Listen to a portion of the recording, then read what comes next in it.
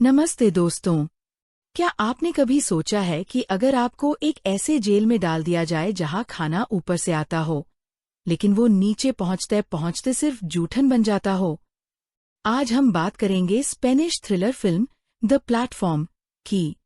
यह फिल्म सिर्फ एक जेल की कहानी नहीं है, बल्कि ये हमारे समाज का वो कड़वा सच है जिसे हम अक्सर अनदेखा कर देते हैं। यहाँ ऊंचे लेवल पर रहने वाले लोग पेट भर के खाते हैं और नीचे वाले लोग भूख से पागल होकर एक दूसरे को खाने पर मजबूर हो जाते। वीडियो को अंत तक जरूर देखना, क्योंकि इसका एंड आपको सोचने पर मजबूर कर देगा। कहानी शुरू होती है हमारे मुख्य किरदार गोरेंग से। गोरेंग अपनी मर्जी से इस जेल में आता है, जिसे द होल कहा जाता है। वो यहाँ सिर्फ 6 महीने गुजारना चाहता है ताकि उसे एक डिग्री मिल सके। उसे लेवल 48 पर रखा जाता है। यहाँ उसका साथी है त्रिमगसी, जो एक बूढ़ा और सनकी आदमी है। त्रिमगसी गोरेंग को इस जेल का नियम समझाता है। बीच में एक बड़ा सा गड्ढा है, जिसमें से हर दिन एक शानदार खाने की मेज प्लेटफॉर्म नीचे आती है। लेवल 1 के लोग सबसे ताज़ा खाना खाते हैं, लेकिन जैसे जैसे मेज नीचे जाती है, खाना कम होता जाता है। लेवल 48 तक आते आते सिर्फ जूठन ही बचती है। यहाँ त्रिमगसी का मशहूर डायलॉग है, साफ तौर पर ऑब्वियसली। जल्द ही गोरेंग को समझ आता है कि यहाँ इंसानियत की कोई जगह नहीं है। हर महीने गैस के जरिए सबको सुला दिया जाता है और उनका लेवल बदल दिया जाता है। एक दिन प्लेटफॉर्म पर एक औरत आती है जिसका नाम मिहारू। वो अपने बच्चे को ढूंढने के लिए हर महीने नीचे जाती है।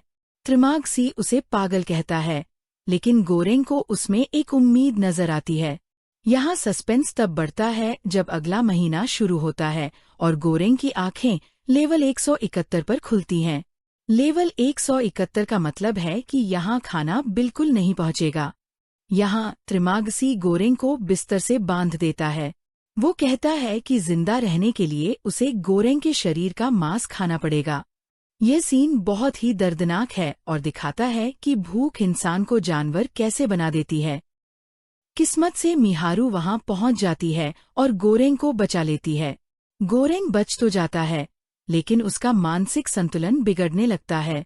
कुछ महीनों बाद वो इमोगारी नाम की औरत के साथ लेवल 33 पर होता है। इमोगिरी वही औरत है जिसने गोरेंग का इंटरव्यू लिया था। वो सबको समझाने की कोशिश करती है कि राशनिंग करो, यानी उतना ही खाओ जितनी जरूरत है ताकि नीचे वालों को भी खाना मिले। लेकिन कोई उसकी बात नहीं सुनता।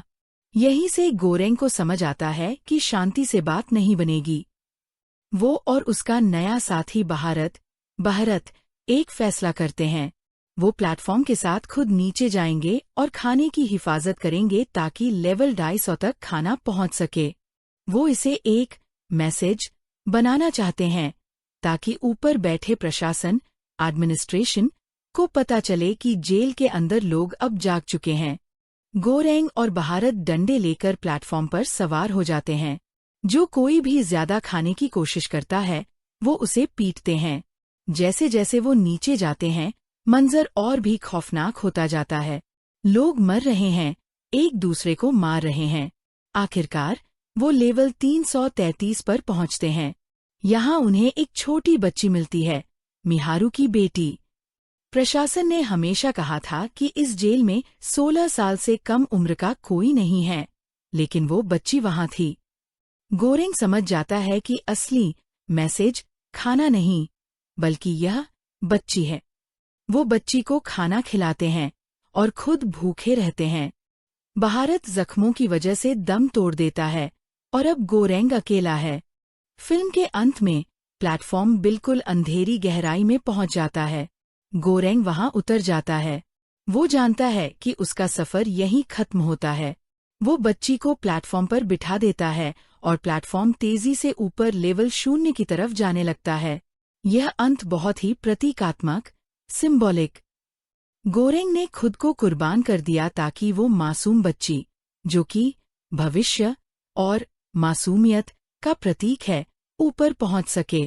यह फिल्म हमें ये सोचने पर मजबूर करती है कि क्या हम ऊपर वाले लेवल के लोग हैं जो दूसरों का हिस्सा खा रहे हैं, या हम गोरेंग की तरह बदलाव लाना चाहते हैं। यह फिल्म एक कड़वा सच है जिसे भुलाना मुश्किल है।